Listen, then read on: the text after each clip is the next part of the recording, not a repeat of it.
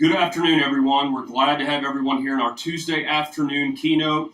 We have got a great program ahead right now for you that we're going to show in just a moment. This will be all around the topic of the state of politics and civic engagement. So I've got a brief introduction here, and then I'm going to cut right to our guests that are online backstage virtually. Dr. Jay Barth is a retired professor of politics and director of civic engagement projects at Hendrix College, where his teaching and research focused on politics and education. He now serves as Chief Education Officer for the City of Little Rock, a position he was appointed to in December of 2019. Also with us today is Dr. Janine Parry. She's a professor and director of the Arkansas Poll at the University of Arkansas in Fayetteville. Her teaching and research interests include state politics and policy, women, politics and policy, polling and public opinion, and elections and voter turnout. Without further ado, I want to welcome our guests on stage, and they've got a presentation for you and some live interactive polling, followed by Q&A this afternoon.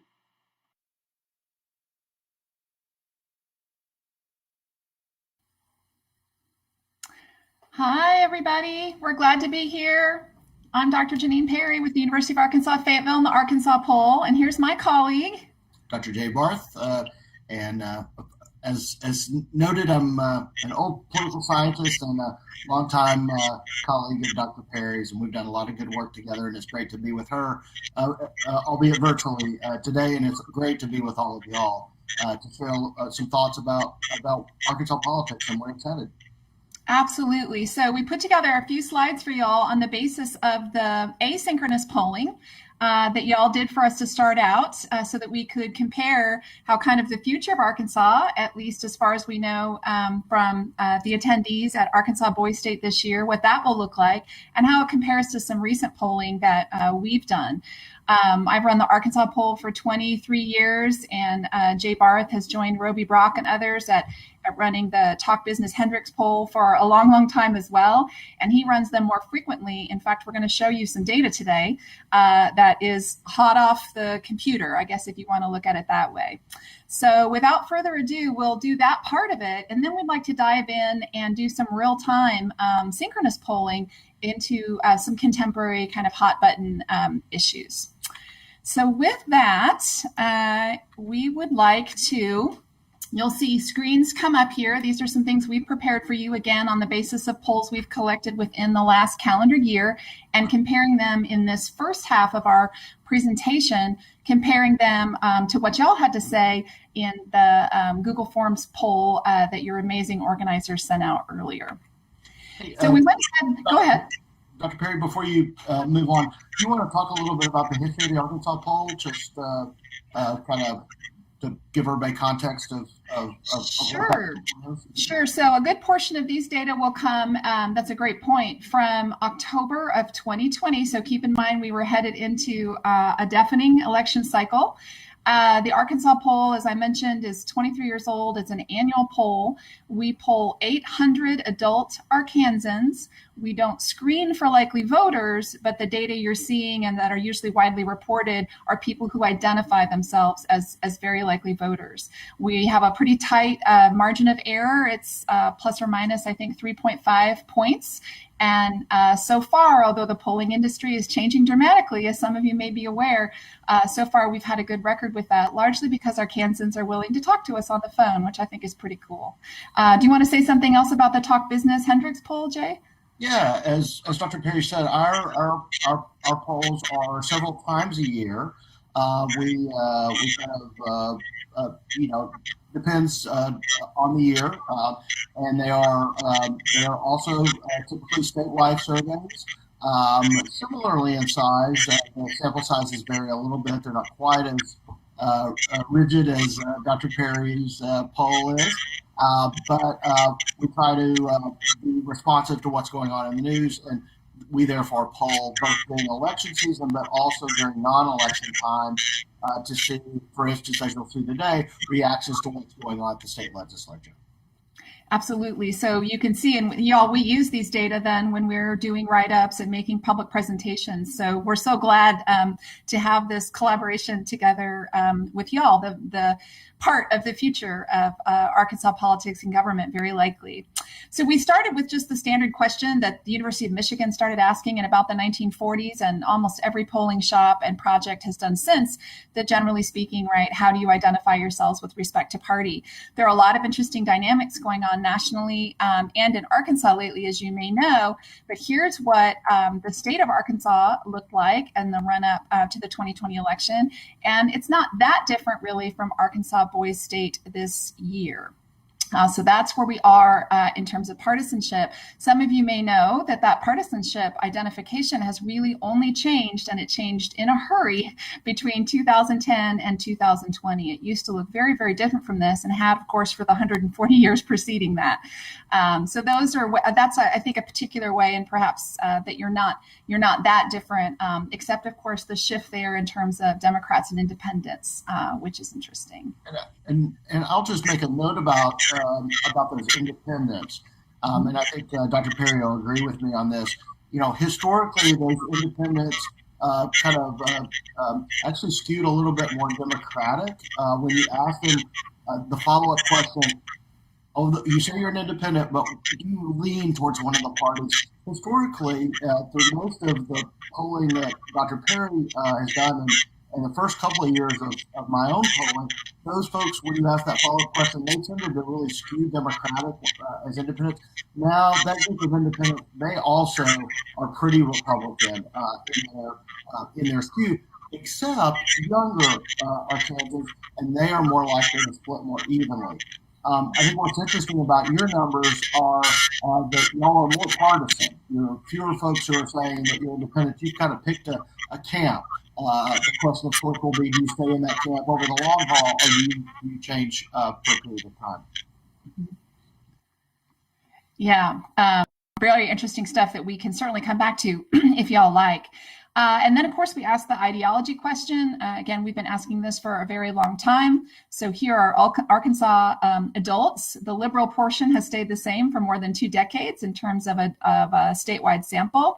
But the moderates and conservatives have flipped positions in the Arkansas polls over the years. And then here's what it looks like at Arkansas Boys State, which I thought was also really interesting. Any comments on that, Jay? Yeah, I think what's interesting here is that typically the more partisan one is, the more ideological one is. What's interesting about y'all as a group is that you're more partisan. You've picked a camp in terms of your party identification, but you're really saying, I'm still moderate. And that's a great question of whether that's about where you are in your life, that you haven't yet kind of developed deeper ideological bearings, or whether that's really something about your generation, is that you want to be more common sense, more solution-oriented, more pragmatic, and therefore you kind of are veering away from more ideological polarization. That's actually, if it held, I think we would all say a pretty positive sign in terms of the ability to compromise and come across lines of difference to get things done. We'll see if that holds over the long haul. Yes. Then we did a series of approval. We do these every time of the high profile figures. And y'all don't look so different from what you might expect from the partisan patterns we've just seen, and then also from your overall party identification.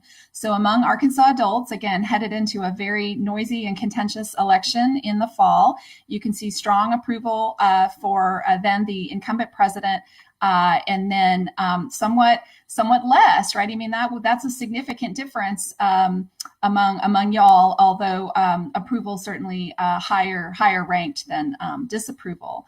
The differences are less marked, which I think is interesting once we get past the presidential level. And so here are some of the data that Dr. Barth just collected and is sharing with y'all for the first time. And so here's what we have for Arkansas adults with Joe Biden. I think they got out of the field just this week. And then for Arkansas Boys State, again, the pattern is similar.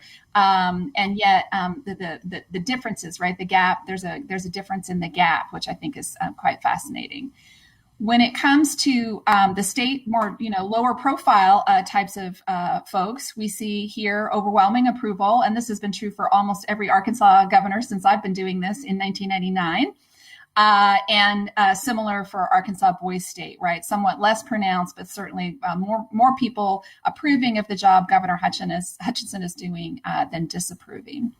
And then for the senators, really, these tend to be in some ways lower profile, right? Even as they're part of the national scene, they're still connected and they're part of a legislative body, which tends to make them harder to get to know. So you have a significant portion of Arkansas adults saying they don't know, and then a much more significant, a much higher proportion of y'all saying that you don't know. And that's not at all out of character with what we know about these positions in particular. You'd find them much higher if we were looking at the U.S. representatives as well. And again, same thing with Tom Cotton, I would say, despite his significantly higher national and even international profile. So those are our approval patterns. Yeah, Jay. So back on Governor Hutchinson, one thing that we found in the survey that just came out of the field is that Governor Hutchinson's approval numbers seem to have dropped a bit from his historic high. He's still healthily above a majority who are approving of his performance, but he does seem to have kind of maybe feeling a little bit more of the pains of the pandemic. I think it's been a very obviously challenging year. During most of that year, his approval numbers have been very high, but there does seem to be that things have taken a hit. In fact, the numbers look a little bit more like your numbers on Governor Hutchinson than the 2020 numbers, a little bit more in terms of the approved, disapproved. The other thing that I would note on Senator Bozeman, who is up for re-election this year, for someone who has been in public life a good while, he is still just a mystery man to a lot of Arkansans. And I'm sure a lot of y'all probably could not pick him out of a lineup, which he would not be in. But he is that undercover, and it's really striking just how long he has survived in public life in that way.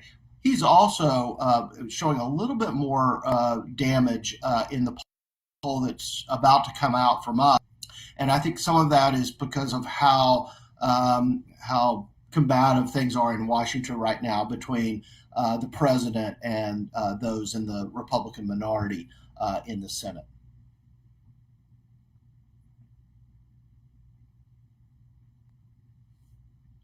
So on this question, this is a question that just came out of the field, and this is approve or disapproval of the Arkansas legislature that just completed didn't complete its session. It took a hiatus, but got a good start and did a lot of substantive work. The Arkansans feeling a little queasy about what happened during the legislative session. I guess the question is, did the legislature put its focus on things that weren't quite as should not have been the areas of focus? Y'all as a group much more approving of the legislature than the state as a whole, and so that's an interesting disconnect in our results. It is, and I'd like to come back to that too, if it interests y'all. We then landed on a series, and I did this in 2016 as part of a research project, and I thought it might be interesting. I'm a graduate of Girls State in Washington State in the 1980s, and it's certainly not a representative sample, right, of adults in that sense, or of teenagers. You all are likely to be active. So I got curious about your knowledge, understanding some of you may have had access to look these things up. Know that when we compare you to Arkansas adults in 2016, the environment was polarized, but even not as much as it was when we asked you. And also keep in mind that we were cold calling them on the phone with a multiple choice question. And so y'all performed pretty well, and it may be because you're not a random sample, but it might also be because of a different environment and access to tools. But boy, it looks promising here. Check this out. So in 2016, right, only about half of Arkansans could identify the Speaker of the House. And again, they had 4 options. So they had a 25% chance out of the gate. Here's y'all. So is that an environment thing, or did you look it up? You don't have to come clean about that. I just thought you might think it was really, really interesting. and or are you just not a representative sample, right? You're at a government civic/camp in the final weeks of a difficult year. And then we asked about the term of office for a U.S. senator. Here again are Arkansas adults with only about a third knowing the answer is 6 years. And here y'all are, right, with 3/4 knowing the answer is 6 years. And then in terms of responsibility for nominating judges, and of course, we've had an unusually rapid succession of nomination battles in recent years. About half of Arkansans knew that in 2016, and y'all far exceeded that percentage even as well. So I just thought that might be kind of a fun thing to get at. And then finally, Dr. Barth and I talked about, let's just get a gauge for how the present compares to the future. And we were looking at Arkansas adults, and this is pretty typical on the Arkansas poll, almost 8 in 10 feeling good about the direction of Arkansas right now. Y'all significantly less likely to say so. So we'd be interested in some feedback there as well. So what we'd like to do now is to take a deeper dive in real time into some of the contemporary issues, many of which were touched on in some ways in this most recent session or in sessions past. So if you will be ready, you're going to see some polling information up on your screen and ways for you to participate. And the first question we'd like to ask you in real time is about gun regulation. We've asked this question on and off, but mostly on for more than 2 decades on the Arkansas poll. In general, would you say you favor stricter gun control, less strict gun control, or should no change be made? So stricter, less strict, or no change. Let's see what we get from y'all, and we'll compare it to adult Arkansans.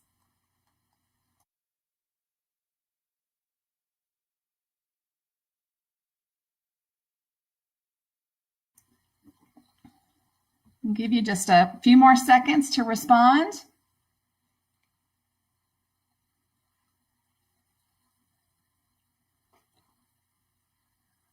I have to say, it's mesmerizing to watch them go up and down.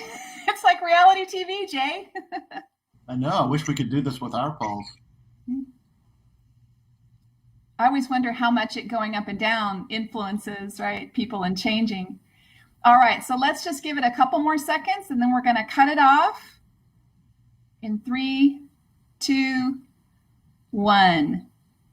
Excellent. So you could see that you all look quite different in many ways to what Arkansas adults have to say, with it look like a much stronger percentage of you arguing for stricter. Let's try another one. Abortion regulation, right? Very much on the agenda in pretty much every American state and nationally particularly in the last decade or so. So it's a similar question. Do you favor laws that would make it more difficult or easier to get an abortion, or should no change be made to existing laws? Let's run that one.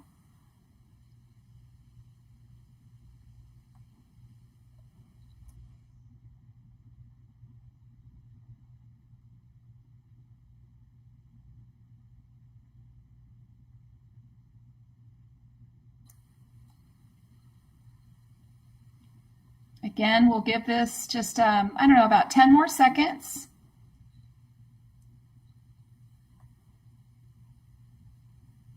So far, fairly evenly divided. And then the no change picks up. That's interesting. Nope, it falls back. Now it's like a horse race. All right, let's cut that off in 3, 2, 1. Very interesting. In many ways, not unlike what we see. So it's less than half, right, of Arkansas adults saying more difficult, and then the no change and easier larger than that. But it looked to me like your no change and easier was flipped. You got to kind of ask yourself how much people know about existing abortion regulation. I've actually been looking at some recent scholarship on that, and the answer is not much, right? But it gets at our overall orientation in terms of public policy. Let's do another one, climate change. I'm particularly interested in this one. We tend to see differences on the basis of generation. So climate change, will global warming or climate change pose a serious threat to your way of life in your lifetime? Yes or no?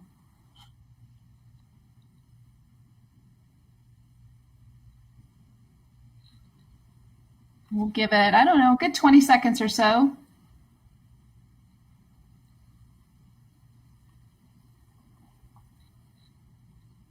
Wow.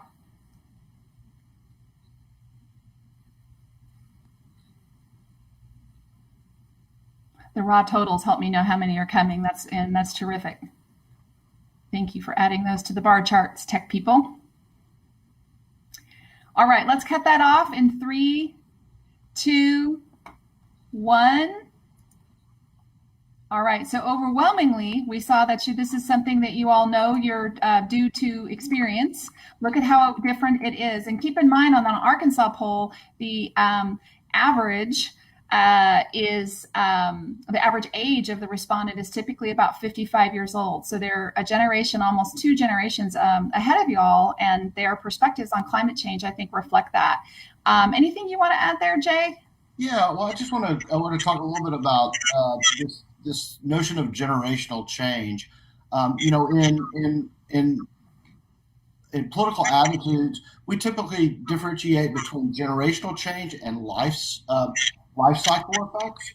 So generational change is when a generation, your generation, for instance, is decidedly different than other generations that are out there in the electorate or in the public. Life cycle effects are if we had asked your grandparents the same question when they were your age, their results would be fairly similar to yours. That would mean that what is really going on is really the life process, the aging process, and that people of a certain age tend to be either more progressive or more conservative than others in the community. So what's interesting here is that I think there is no doubt this is a generational phenomenon. Your kind of awareness of the impact of global warming, climate change, and how that is going to affect your life. I think that, as Dr. Parry said, things are just different with your parents and your grandparents in terms of their understanding of this phenomenon and its impact on their lives. Yeah, it's a really interesting one. And then, of course, this has been on the agenda very much. Again, it's come and gone over recent years, but very much on the agenda in the last year or so. We did ask Arkansans, adult Arkansans, random sample, about the Black Lives Matter movement. From what you've read or heard, how do you feel about the Black Lives Matter movement? Do you? So we're asking you again here. Let's see what you got.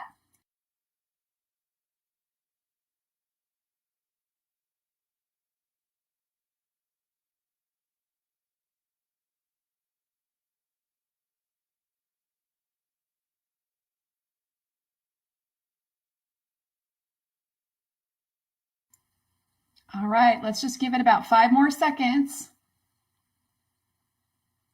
Most of these, again, are those flashpoint issues. We all tend to have pretty strong feelings about them, which can interfere with our ability to reason together. True of adults, probably true of soon-to-be adults. 3, 2, 1. And we'll cut that one off. So real mixed, right? We got up to about a third, 35% with strongly support. Here is what it looks like among a random sample of adults, or what it looked like last fall. So strongly support only 20%. The strongest group strongly oppose, actually, although, right, we don't see a majority there. They're scattered across there, but quite different than y'all. And that could be a generational thing. Again, could be a life stage thing.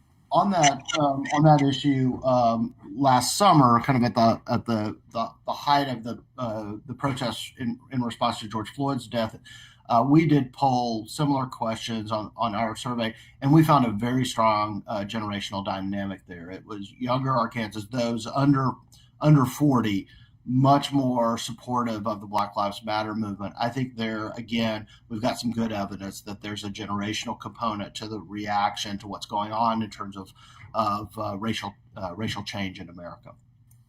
Well, and to just demographics and knowledge of demographic change in America. And the other thing I'd add is Jay and I have written a lot about gender in politics and are interested in women in politics as well. And this is one of those areas, this and guns, gun regulation, abortion less so, though it depends on the way you ask the question. And then also, climate, where there tend to be very big gender gaps. And those gaps tend to be biggest among the youngest women.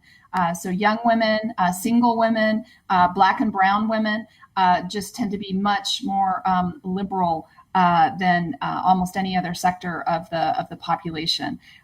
They also tend to vote at higher rates, even among, even among college students. I just saw some data on that. So that would affect, right, this outcome as well, because our statewide results, right, include men and women. In fact, there are more women in the sample than men.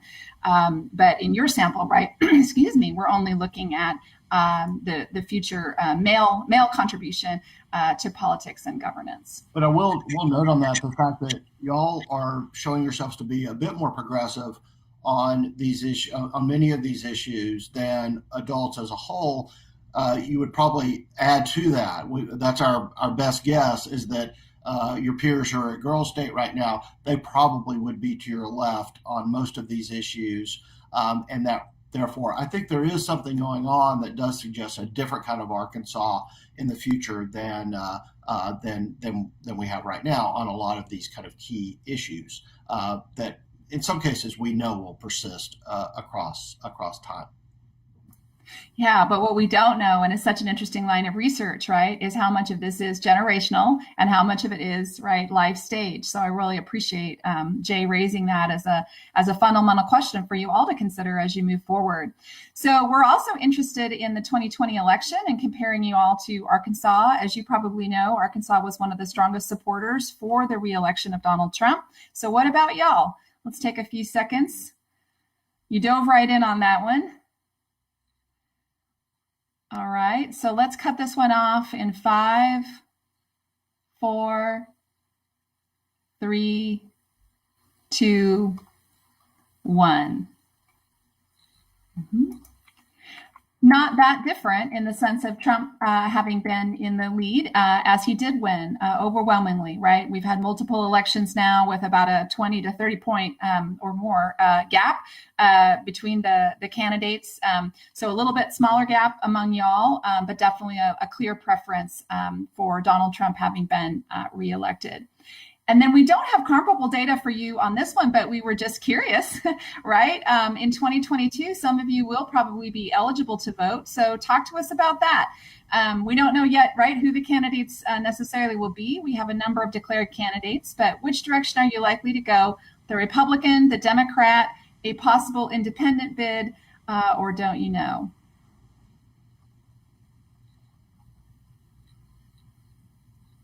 All right. And then that will cut this one off in 3, 2, 1. All right. Not an unexpected finding, right? Given what we saw in terms of partisanship and some of those approval ratings, etc. So I think that's so interesting. What we'd like to do now is reverse it and just throw the doors open on questions for us about polling, about Arkansas politics, about the content of some of these issues. We're available, and we're curious to know what y'all are thinking about out there. Dr. Parry, just before we move to questions, I think one thing that's noteworthy is that as I, and I'm obviously thinking about this on the fly. Y'all as a group, you seem more skewed Republican in terms of your partisan views, but on issues you seem a little bit skewed in a slightly different direction compared to your adults and the adults in Arkansas in particular. It's maybe a little bit more progressive. So that is, I don't know if it's a contradiction or just kind of your own kind of process of dealing with these complex issues as they come along.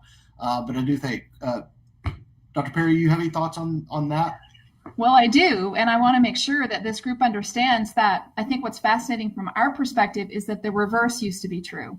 That Arkansans overwhelmingly, y'all, until the 21st century, identified as Democrats, but they also were more conservative on a lot of these social moral issues that we just ran past you. So it goes to this idea of partisan identity sometimes being different from the questions, right? The policy questions and regulations, right? How should we regulate each other? If we should regulate each other, and if so, how?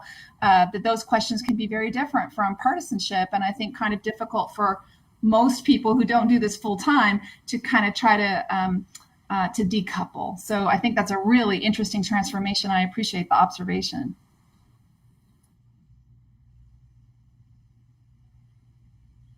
All right, well, it looks like I am live. It's good to see y'all. I definitely enjoyed that discussion, that presentation. I think it's super fascinating to see where we are, where we're going, all of that. So I'm not going to spend too much time talking because we already have a ton of questions that have come in from our delegates. But delegates, please continue to use that Q&A function to send as many questions in as you want. So I think to start off with, we're going to go to more of a national scale and just see what do you all think of the 2020 election polling, and even to an extent 2016 election polling? And then I think another delegate asked how you think partisan pollsters play a role in the polling atmosphere and our elections more broadly. Great. So I'll get us started, but this is something that that Dr. Parry and I have talked about a lot, both between ourselves, but then in other settings not different from this. You know, there's no doubt that there were polling miscues in both 2016 and 2020, and both of those underestimated the support for President Trump. Interestingly, in 2018, a midterm election in the middle of those two, the polling was really good. It was actually quite exceptionally good in terms of its gauge of the electorate and picking up on the shift to a Democratic House of Representatives and Democratic gains nationally. So there clearly is something going on with Donald Trump. The question is what that something is. There are some signs that Democratic respondents are very eager to answer surveys, and Trump supporters are less eager to answer surveys, which of course ties back to, I think, some cynicism that has been promoted within the Republican ranks in the Trump era about the media and whether the media will indeed be objective. And so one way is to just opt out of interacting with that media, and obviously polling in most cases is these are media outlets or higher ed outlets, which also have not been celebrated during the Trump era. So I think there is some of that enthusiasm gap and cynicism gap that we see that shows up in terms of who the electorate that is sampled is, that there's a disconnect there. Janine, other thoughts on that front? Yeah, it's just been such an interesting thing to go through sort of the post-mortem that pollsters did, certainly in 2016 as well. I will just add that these were, especially in 2016, it was a really close election. And for the most part, polling was correct. It's just that people tend to remember, right, when rain wasn't predicted and then it rained. Most of the time polling has been, within a point or two. The outcome is quite exacting and the math works. And so we have far more successes than we have misses, but people only remember the misses. But the misses are interesting and they do seem to be getting more exaggerated. But what we don't know is how much of that has to do with the pandemic and its combination with the particular candidacy and presidency of Donald Trump, and how much of it is permanent. I can tell you that we've been mathing our way out of the problem of low response rates for a long time. On the Arkansas poll, we have to typically call 5, 6, 7 different numbers before we can get a respondent. And that means that respondents don't look like the population looks, right? People who are younger, people who are not home, and we try to, we're increasing our cell phone samples, et cetera, that people more the age and situation of my parents who are retired and just sitting there waiting for someone to tell them all their thoughts about politics and policy, right? Well, they're not representative of all voters. And that's been a problem. We've been sort of doing some math and weighting samples for a while, but those models are just kind of falling apart as the trust crumbles and as technology changes. The technology won't change as fast in Arkansas because we are a poorer, more rural population. So whatever other states try first, I think will be something that we can then pick up later. And we haven't had competitive elections here except for around between 2010, 2012, and 2014. We thought they were going to be competitive after all, and they really ended up not being competitive. So we're sort of lucky. There are all kinds of negative consequences of not having competition in elections, having these blowouts. But we're lucky as pollsters in the sense that we don't usually have to call a tight race. So I continue to be kind of grateful for that in a twisted way. What other questions do we have? So we're getting quite a few questions coming in about third-party candidates as well.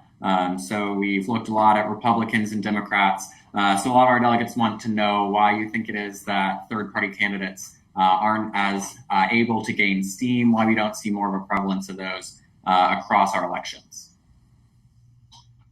Great. So lots of I think different reasons here. I mean, as you may remember, from your civics classes, the fact that America practices in most cases a first past the poll election system where a candidate just has to whoever wins that election, even if it's a plurality, they win the whole shebang, and therefore the two parties that are around, have been around, they are just advantaged in terms of one of their candidates getting past the post first. And I think that's a key reason. We also have some real structural advantages when it comes to money in politics, is that the two parties have tremendous advantages. And while money is not everything in politics, it's a lot in politics. And the fact that there's a real partisan advantage there. And then there are things related to ballot access. You have to be an established party in many cases to get a candidate on the ballot. If you aren't, you have to go through a long, convoluted process that itself takes months and thousands of dollars. And so all of those things really give a lot of advantages to existing parties. An example here is that, right now, as you saw from the numbers, the Democratic brand in Arkansas is really damaged goods. But the Democrats have to put up a candidate for governor if they are to remain an established party. They have to get 3% of the vote in a governor's race to stay around as a political party. Therefore, while it might be actually in the Democrats' interest to step back from this current gubernatorial cycle and let an independent who gets Democratic support run and really kind of dominate the middle and left, they can't do that because they would be ceding their situation as a party. So those are a variety of things that I think really guide us away from third parties. That said, I think we're seeing in y'all, some desire for some different choices. I think it was about 10 or 12%, who said you might vote for a third party in the gubernatorial election. I think looking back to the 2020 election, a significant percentage of y'all said, I would have voted for a third party. But, a one-time vote is different from an established alternative. I would just add briefly that our math, our rules, right, using this first past the post system just makes third parties, it's almost impossible for them to have any staying power. So if you want something different, and I say this to the college freshmen all the time, you're actually going to have to play the long game and change us to more of a parliamentary, multi-party, proportional representation system. And that would just blow this whole thing up in terms of the likelihood that, other people have a chance. Otherwise, right, you're playing chess instead of checkers. So you gotta do that. But I will note that when third parties win, it's usually in gubernatorial races. So stay tuned. Great. So let's shift more to bipartisanship now and talking about bridging that gap. So a lot of our delegates have asked why we don't see more bipartisanship. I know typically bipartisanship polls very well among the electorate, but in practice, we don't necessarily see that happening in our legislatures. So if we could talk about maybe why there is that disconnect there between the polling and practice. And then another one of our delegates has brought up the idea of a potential coalition party almost between centrist Democrats and maybe more liberal Republicans. So we'd love to hear your thoughts on if that could be some sort of bridge to bipartisanship as well. Yeah, great questions there. I think that you're right. I mean, everybody everybody loves bipartisanship, everybody loves compromise, but then folks don't actually want to do it when push comes to shove. That said, I think there are some things about the structures of voting that could be changed in a way that would really promote moderation and compromise. I think the fact that we elect our a key election on the path to ultimately serving in office is getting through a primary election is a really big deal, because primary electorates are much more either liberal among Democrats or conservative among Republicans, and that means that a candidate really has to run to the corner to get their primary voters, and therefore it does not lead to the kind of personalities as well as the kind of worldviews that are natural compromisers. And indeed, they've locked themselves into positions that make it difficult for them to compromise once they win, and they indeed may be punished for their compromise back the next time they come to a primary election.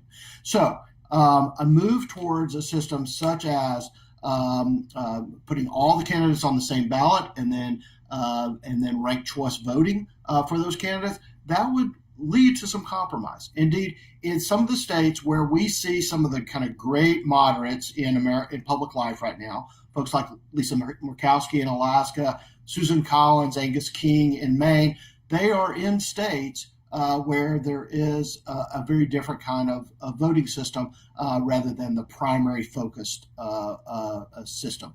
And so that is one reform we can make that could make a difference towards achieving that.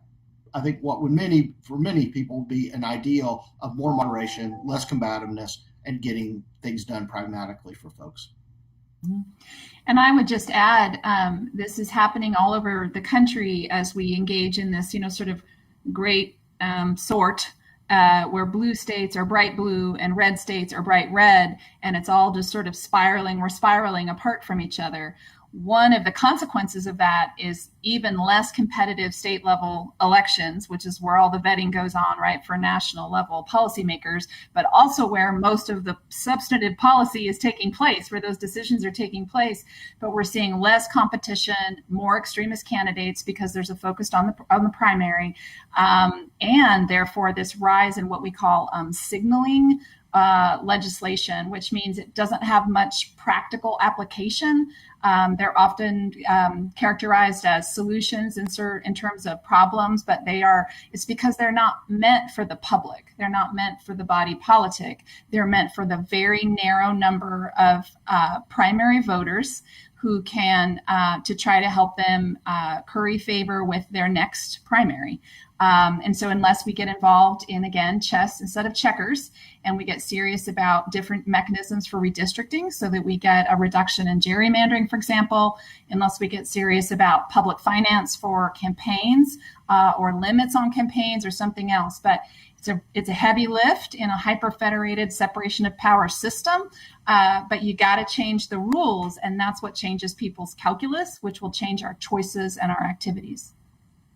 That's a great point, Dr. Parry. Oh, Dr. Barth. I'll add one thing on the question about a coalition. I don't think we're going to see we're going to have two parties. I think that in reality, the question is how polarized they are.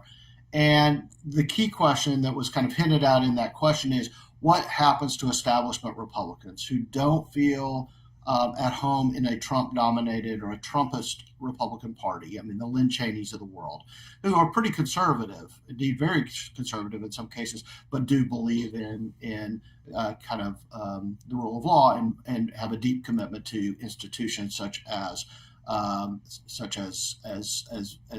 Lynn Cheney has voiced.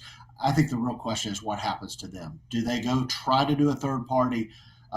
And then ultimately kind of merge into one of the two, probably the Democratic Party, or do they just make a jump more quickly, and therefore the Democratic Party, which is a big tent already, has to become even a bigger tent, but it would be a pretty dominant big tent. I think it's fair to say.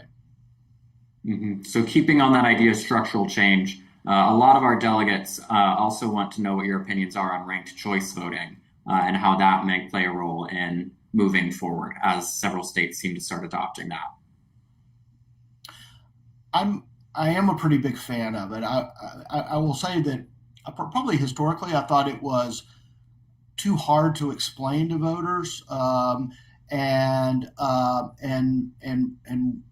therefore probably was not the smartest reform, because we want voting to be as intuitive and as easy a process as possible. I think it is a little more complicated. It requires a lot of strategy. And I worry a little bit about that, but I am more and more convinced as more states and localities adopt it that America, which could go in that direction and do just fine. And so I have always been a fan of it theoretically, but now I'm increasingly a fan of it pragmatically. And I think it could be the thing that is a real lifesaver when it comes to producing an atmosphere where more folks are pushed to the middle from both directions. And I don't mean so much to the middle ideologically as much as I mean to the middle in terms of a commitment to pragmatic solutions. I couldn't agree more. I think we've been at the same place as political scientists, and then we're sort of arrived at the same place given this environment. It's going to take really big institutional change to help us get off of center and maybe out of this place that genuinely feels like we're at some risk of not continuing in our current format. So that I would add that. I think it's really interesting, but it is going to be a heavy, heavy lift. Great. So I think we're going to shift now more toward the structure of these polls themselves, what they can be utilized for, and how that process works. So one question that I personally think is very interesting comes from Jackson McAfee, who asks, are you able to analyze how influential a parent is on their child's political opinion through these polls? What can you gather from that? Jackson noted that it was interesting that there were more Boise State Democrats than adult Democrats, but Boise State Republicans and adult Republicans were more equal in total representation. Yeah, super interesting question. There's been a lot of research over the years of kind of the degree to which parents are socializers of young people. And historically, there is no doubt. You look at 2 or 3 generations ago, it was a pretty powerful, parents really did hand down their party identification, just like they handed down their allegiance to a pro baseball team. I mean, it was that kind of socialization that was very powerful. We know now that you are getting information from a lot of different sources. Yes, you are unquestionably influenced by your parents, especially in the earliest years. You're spending a lot of time with them. You're probably not talking to them about politics as much as would have been the case, a few generations ago, where folks were sitting down to dinner in a very kind of organized fashion more nights. You're getting information from your peers, from media, from social media, from a lot of other places. So you're probably a little more malleable than was the case previously. But there's some really good research of that there's certainly a correlation, but it's not a perfect correlation. And when there are these magic moments where there is a big generational shift, that's the time where that's kind of under the most pressure. And we saw some of that in the 1960s, where we saw, what was described as a generational divide, generation gap. The question is, are we there again? Or is this just, there's a lot of noise and folks are being affected by a lot of different things, including their parents? I really like that, and I would just add that that's what we don't know, right? Just when we think we get a relationship in politics and social science nailed down, humans invent some new way to interact, and then the old rules, right, become iffy again. So we know, for example, that people were most likely to be strongly socialized in the same direction as their parents, often particularly their same-sex parent. Particularly when they lived in small homogenous communities, which were really like an extension of their families, and there's often like a religious component. And we know that in Arkansas, that tremendous degree of homogeneity for most residents has been a defining feature of Arkansas, even compared to a lot of other southern states and rural states for a long time. But social media is changing that and makes it more like, in some ways, while we all specialize in our social media consumption, we still sometimes can't help but be exposed to, almost like we live in big cities, and not just New York City or San Francisco, but even world cities. So our influences, right, are changing. Some of them are exaggerated, right, already common talking groups and networks, but some of them inevitably, and just think about like mainstream media and movies and film and podcasts and other things that our friends are consuming, actually expand our horizons and give us more exposure to people who aren't exactly like us. That overall tends to have a liberalizing effect. So I'm real curious to see where y'all land. Yeah. So staying on that same trend, yesterday we had Will Bond come and speak, and he talked quite a bit about the need for education reform in Arkansas, more adequate funding, things along those lines. And one of our delegates has also asked about the widening partisan and ideological gap between college graduates and non-college graduates. So I'd love to hear you talk a little bit more about sort of both Arkansas's quest for more adequate funding for our education systems and how that might in the future play a role in our partisan makeup and ideological makeup. Super great question. Before 2016, pollsters oftentimes didn't take education into account that much in looking at the electorate and being and saying, do we have a sample that really looks like the community or the country as a whole? Because education was just not that potent a force in sorting Americans. The Trump era really propelled that forward. And one reason that the 2016 polling was likely off was that there was not enough attention given to those without college education, who tend to participate at lower rates historically, but clearly in the Trump era, both were drawn to Donald Trump, and it really propelled some participation there. They receded back in 2018, but they were very active in 2016. So it's a big factor. Historically, Republicans were actually better educated as a whole than Democrats. That has now flipped, and that gap is really growing. I think it's created some real challenges, and I think part of that, that's a huge chasm in American life. I'll come back. I'm gonna let Janine take a stab at that part, and then we can come back and talk about kind of education reform in just a minute. But any other thoughts on kind of the partisan effects of education as a factor? Yeah, I think that's all really valuable. I'll just say that we know traditionally, again, from the decades before, that education was, and school, environment, teachers, and peer group, right? All those things together, education, even before college, was as important and sometimes more important than family in terms of how people were socialized. So you're absolutely right to be interested in that question. We also know that with some of the kinds of education reforms that are happening, just like with the way we're suburbanizing and we're again engaged in a big sort in terms of who lives in the suburbs and who lives in the urban core and who lives in the rural areas, schools are more segregated today by race, ethnicity, and socioeconomic status than they were in the 1950s. And of course, this is something that Dr. Barth is working on, right, with the Little Rock schools.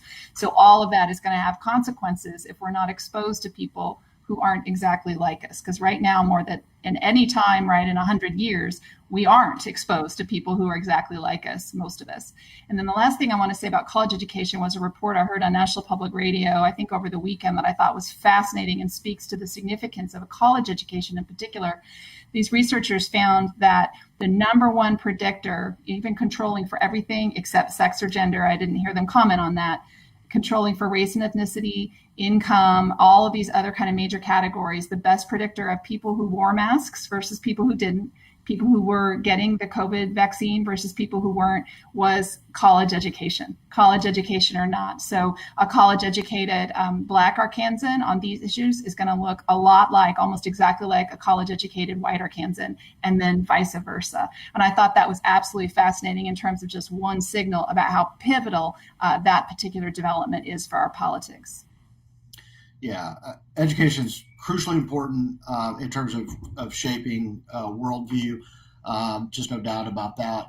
I do think, and I think Dr. Parry hinted at it.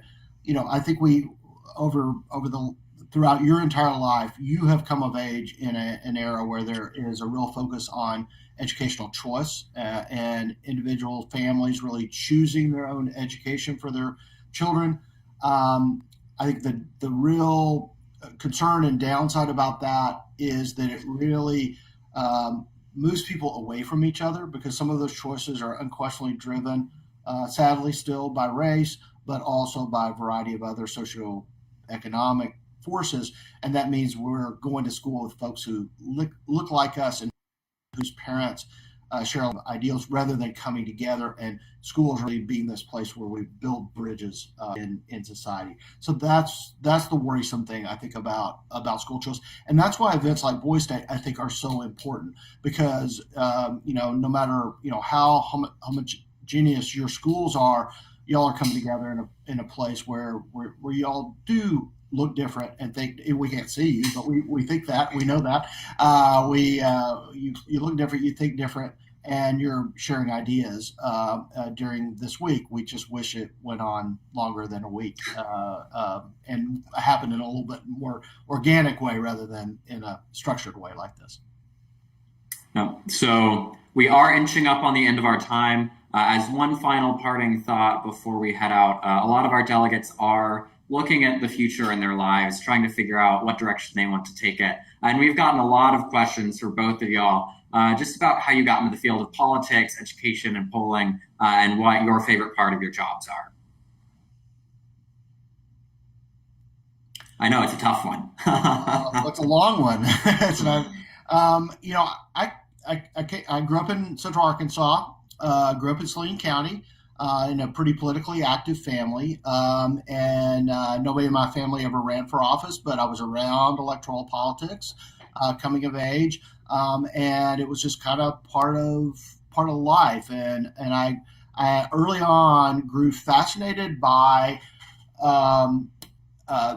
the ways in which folks were driven to political activity by their emotions. That I saw things that folks behaving politically in ways that were not necessarily tied to their things that would be analytically appropriate, but instead were emotionally appropriate. And I'm very interested by that. That's kind of been the thread that then transferred over into my study of politics. And of course, one of the most